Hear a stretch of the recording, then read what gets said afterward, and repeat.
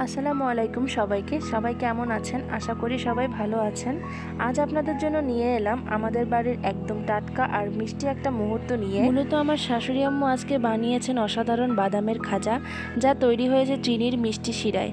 বাদাম আর চিনির কোটিং এক কথায় স্বর্গীয় মজা, তাই না? এই রেসিপিটা এত সোজা আমি আগে জানতাম না। আমি কখনো এটি বানাইনি, তবে খেয়ে দেখেছি। তো একটা কড়াইতে গরম করার পর এর মধ্যে পানি এবং সাথে চিনি দিয়ে দিল। চিনিটা একটু বেশিই দিতে হবে, কারণ চিনির যতটুকু সিরা হবে তার মধ্যে বাদামের খাজাগুলো তত পারফেক্ট হবে। এরপরে আমার শাশুড়ি আম্মু দেখে নিচ্ছিল যে চিনির শিরাটা একদম পারফেক্ট হয়েছে কিনা। কড়াইয়ের চারপাশে যখন এভাবে ঘষা দিলে যখন সাদা হয়ে উঠবে, তখনই বুঝে নিতে হবে যে চিনির শিরাটা হয়ে গেছে। যেটা শক্ত হলে যখন সাদা হয়, সেই কালারটা আমাদের কড়াইয়ের চারপাশে ফুটে উঠবে।